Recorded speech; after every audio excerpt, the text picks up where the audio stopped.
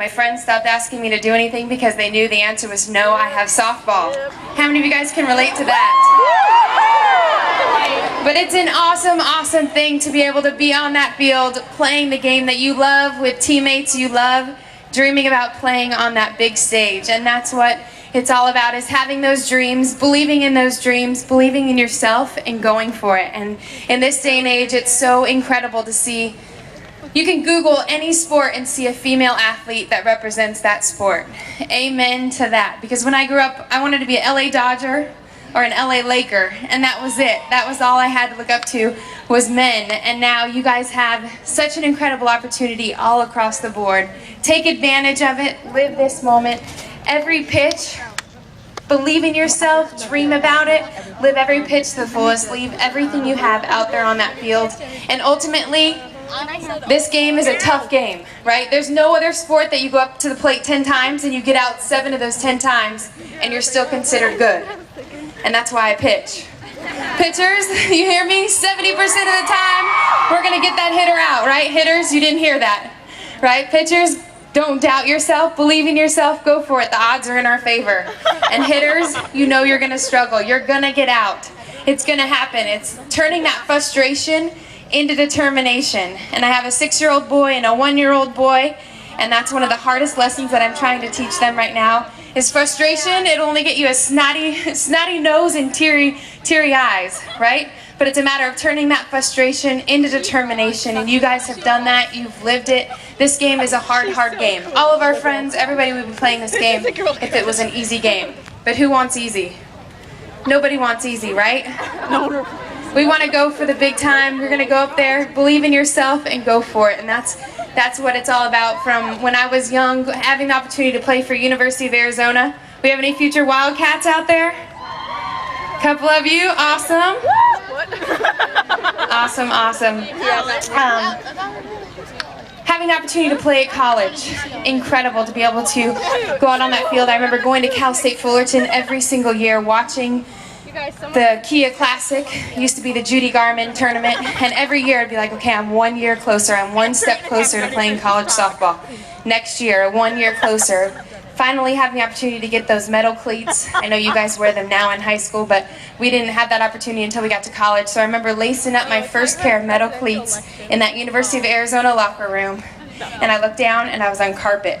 I was devastated. I was like, I want to make that clicking sound. I've dreamt about that clicking sound for so long. And so instantly I ran into the shower and started clicking my metal cleats on the tile floors in the shower, because I sacrificed a lot. I couldn't wait to get my first pair of metal cleats, and what a moment that was to be able to play on that stage and then ultimately win a national championship. We had 8 seniors that year, so it was an incredible year. I was a junior. To be able to send those 8 seniors out with their national championship, absolutely amazing. To be in Oklahoma City, watching it all happen, and then having the opportunity to play for the United States of America. Absolutely amazing to be able to be an Olympian, be a part of that. And I know a lot of you guys are probably devastated and crushed, and I'm right there with you, doing everything that I can in my power to get softball back in the Olympics. We're campaigning hard. One thing that's the hardest thing to swallow is being a female athlete. Opportunities have only grown, and unfortunately this opportunity was taken away for you guys. It's not fair, it's not right. We're doing everything we can. Hopefully when 2020 comes around, we'll find out next year, but hopefully softball will be back in the Olympics where it belongs. And you guys can still have that dream of playing for your country, but first and foremost, it's about your college education. And trust me, I know you guys have done it. Those college coaches are here watching you play. And these college coaches aren't only going to watch you when you hit the winning home run, or when you steal second base, or when you get that winning strikeout, bases loaded, full count, and you get that strikeout. They're going to be watching you when you struggle, when you fail, when you strike out. And that's truly where your character is revealed. And we all know what it's like to play with bad teammates, right? Bad attitudes. My challenge to you is don't be that bad attitude, right? No matter what your situation is, you can always learn from it. And looking back, I've learned more from the bad coaches, from the bad teammates at times, than I have the good, because I learned how not to act, how not to treat people, how not to play. And I want to use that as motivation for you guys too. no matter how good, whatever the situation is, you can always learn from it. And this sport's going to take you through the highs and take you through the lows. Coach Kendrea says if you let it, right, this sport will take you like this. It's a game of consistency, a game of average, and you have to keep plugging away, right? Don't get too high, don't get too low. Go out there, repetition, repetition, repetition, and you'll get there if you want it bad enough and you have it deep down in there. And most of it starts right here between these ears. You got to believe in yourself. You know that when you walk up to the plate, you have to be thinking, I'm going to get a hit.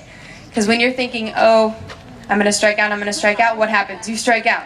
I get full count on that hitter, and I hear a mom in the stands yell, don't walk her, Jenny, don't walk her. I'm thinking, well, great, now I'm thinking about walking her. You want those negative thoughts out of your head as soon as they pop in. And trust me, I played for over 20 years. Those negative thoughts don't go away, unfortunately. But it's a matter of knocking those negative thoughts out of that head as soon as they come in and filling it with positive thoughts. Go out there. You have nothing to lose. Don't fear failure. It's going to happen. Learn from failure. Like I said, turn that frustration into determination and be the best you. Don't compare yourself to your left. Don't compare yourself to your right. Be the best you. And ultimately, when you look yourself in the mirror at the end of the night, you can say, I gave it my all. Win, lose, whatever it is, if you can look at yourself in the mirror and say, I gave everything I could, I was the best that I could be, then you have nothing to be sad about, nothing to be frustrated. It's going to happen. We're all going to lose. We're all going to win. And that's one thing. Going through Athens, Greece, 2004, we plummeted our opponents. We were prepared for every single thing that was going to come our way, and it showed. We dominated our opponents. We scored 51-1, outscored our opponents. We beat straight to the gold, all the way. Well, in Beijing, it was a different story. We fell short to Japan, 3-1. And if you play USA softball, you don't lose. The silver isn't even a color. We don't even sign in silver Sharpies. That's how it is, right? Well, we came off with a silver medal in 2008, and Coach Kendrea looked at us and he said, you need to be proud of who you are, what you've done, and most importantly, know that life's going to hand you a lot harder things than a silver medal. And that's so very true. Ultimately, if you're out on that field and you have a glove in your hand, you have a bat in your hand, life's pretty good. I don't care what your ERA is, I don't care what your batting average is. If you're able to play this game, the game that you love, you're living a pretty good life. Because I get way too many emails every single week from young kids facing illnesses, injuries, overcoming adversity that doesn't allow them to play this game that you love. So ultimately, make the most of it every single inning. Love what you do. Be the best you, no matter whether you're in the classroom, in the playing field. Be the best daughter you can be. Be the best sibling you can be. Life's too short not to give it everything you have. So thank you guys so much. It's a pleasure to be back. And I love that glitter headband. Keep shining. Okay. Well, that was a great question. Do we have another question? Okay. Here we go. Jenny, with your teammates and when you were down, how did you pump up your team? I think it depended on the team that I was on and my role, but mainly it was giving everything that I had and being there no matter what. You know, there were times where I was on the bench and I wanted more than anything to be out on that field, that I knew that a bad attitude or me pouting over myself playing wouldn't be good for the team. And so I think it's that team mindset, always putting the team first and trusting, believing in whatever the coach says, even though a lot of times, you know, I wouldn't agree with it, but you know what, I was on that team and that was my role. And so, and ultimately it's just knowing your teammates, and I think that's huge. We're all individuals, and you know, my teammates, Lisa Fernandez, Kat Osterman, Monica Abbott, Jessica Mendoza, we're all different, and we all prepare differently, we all get ready differently, and when we're struggling, we need different things. When we're doing well, we need different things. So I think it's about knowing your teammates and knowing whether they need to be patted on the rear, kicked in the rear, or left alone. And ultimately, I remember Pete Rose once told me, he was like, what are you speaking on today? And I said, I'm speaking on teamwork. Give me some words of advice, Pete. And he said, well, there's 3 ways you treat someone. You either kick him in the rear, pat him in the rear, or leave him alone. He used different words, but and it is true. So I think it's all about knowing your teammates and knowing what they need in those situations. Right here. Where'd he go? He's over there. We have a mic? Okay, over here we have Alyssa, excuse me, from the Texas Storm. All right, Texas. I live in Louisiana now, so we're kind of neighbors. No. And your question is? What was your biggest obstacle in life? Biggest obstacle? Having a baby. In softball. I think it was confidence, believing in myself. You know, when you get to that situation believing in myself. And that's really when my game elevated to that next level, when my practices reflected my game. And that's one thing that I always tell young athletes. Practice like it's competition, and then compete like it's practice. So in practice, it's gotta be game mode, game speed, and then when you get in the game, guess what? You're gonna be able to go 104%, 105%, because you're 98%, 99% in practice every single day. But if your practices are like this, guess what? You add that adrenaline and your emotion into it, and guess what? This is what your game's gonna be like. So consistency, I think, is the key, and I think ultimately believing in yourself, trusting in yourself, and we all go through slumps. We all, there's been times we're out on the field and I feel terrible out there on the mound, but it's a matter of pitching through it, and I think, great coaches prepared me for those moments. I can remember Gary Henning, one day we were showing up to the field and we were playing one of the top Southern California teams, and he looked at me and he's like, all right, Jenny, today you're only gonna use your drop ball and your changeup. And I looked at him and I said, Gary, those are my 2 worst pitches, and you're telling me that those are the only 2 pitches that I have to throw today? He said, yes. And I remember going back, and that was a big lesson for me because we ended up winning the game. Did I have my best game? No. But it was a huge confidence builder for me, saying, you know what, if I can, force myself to work on those weaknesses, and if I can get through with my 2 worst pitches, I can get through pretty much anything. So believing in myself, probably, and fighting that negative voice, because that negative voice is always there. You gotta knock it out as soon as it comes in. All right, next up, Shauna May from Texas, the Firecrackers. Like go down the side. Whatever got you into softball? Whatever got me into softball? Original. Yes, well, I have 2 older brothers, and they played baseball. So when I turned 5, my parents signed me up to play softball, and I grew up losing at everything. I have a brother that's 10 years older and a brother that's 5 years older. So I was never fast enough, strong enough, smart enough, quick enough. They beat me at everything, so I blame them for this crazy competitive fire that's within me. And so when I ultimately found out at 5 years old what winning was like, I was hooked, and I love the game. All right, here's somebody who loves the game too. Corona Angels, right? And Haley, your question. Did pitching help you be a better hitter? Wait. My bad. I got it. I'm with you on that one.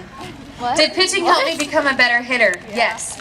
And I think hitting helped me become a better pitcher as well. And that was Lisa Fernandez. She was my role model, who I looked up to.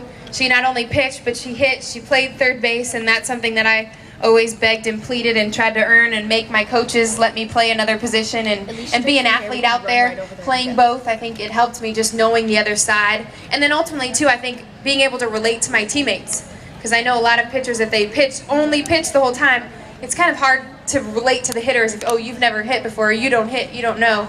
Versus, you know what, I've been there. I know what it's like. I know how hard it is. All right, now Allie from the Desert Thunder. Okay, your question. Why did you decide to go to U of A? Why did I decide to go to U of A? Coach Candrea, first and foremost. I love him. He's like a second father to me. And the tradition of the program, again, that was probably my top 2 reasons of just the tradition of greatness and the history of the program. Their colors, red, white, and blue, are pretty awesome too. And then 4 girls actually on the Bat Busters, my 1800 year, they went there ahead of me. So I kind of followed them, and it was nice to have 4 teammates there when I got there. All right, and we have here Tay Giddens. from the EC Bullets. What was it like playing in the Olympics? Playing in the Olympics, What? surreal, incredible. From who? You get out there and you have so much emotion. I remember taking the field, Coach said you have the opening game, and I'm thinking, Coach, thanks.